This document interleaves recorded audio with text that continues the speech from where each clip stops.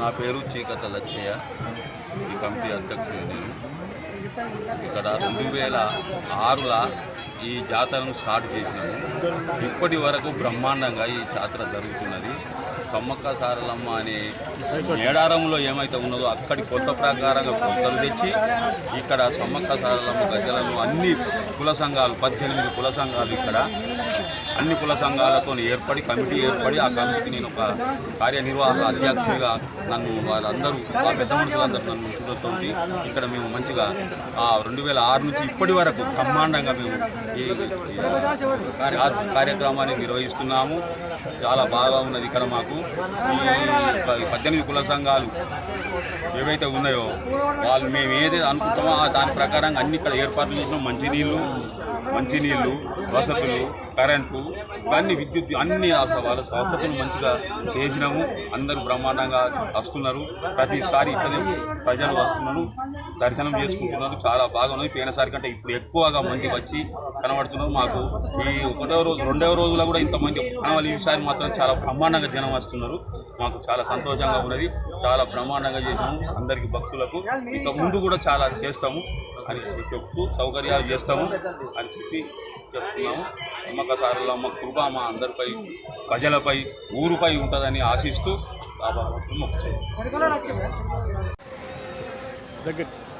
చొప్పదండి పట్టణంలో శంభుంతాళ్ళలో మేము గత 2002వ సంవత్సరం నుంచి సమ్మక్క సారలమ్మ గద్దెలను నిలుపుకొని అప్పటి నుంచి ఇప్పటి వరకు చాలా బ్రహ్మాండంగా జాతరను నిర్వహించుకుంటున్నాము.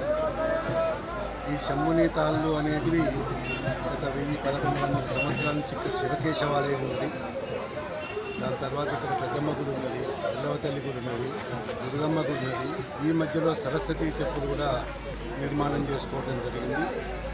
ఇక్కడ ఇది బ్రహ్మాండమైన క్షేత్రంగా నిర్మాణమైంది. దానికి సమ్మక్క సారలమ్మ ఇక్కడ ఎక్కడైతే కేంద్రంలో జరుగుతుందో అదే ప్రకారంగా ఇక్కడ కూడా మేము గద్దెలను తయారు చేసుకొని ప్రతి సంవత్సరం ఆల్టర్నేట్ సంవత్సరం ఏదైతే వస్తుందో ఆ సంవత్సరం ప్రకారంగా మేము ఇక్కడ బ్రహ్మాండంగా ఉత్సవాలు జరుపుకుంటున్నాం.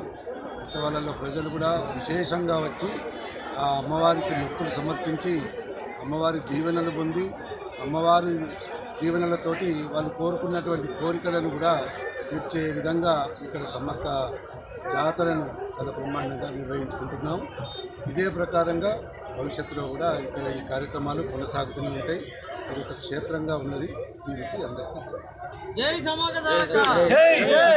నుంచి ఒక సంస్థకు చేసి అభివృద్ధి చేసుకోవడం జరిగింది. ఇక ముందు కూడా దీన్ని ఇంకా అభివృద్ధి చేయాలనేటువంటి ఆలోచన కూడా మాకు ఉన్నది.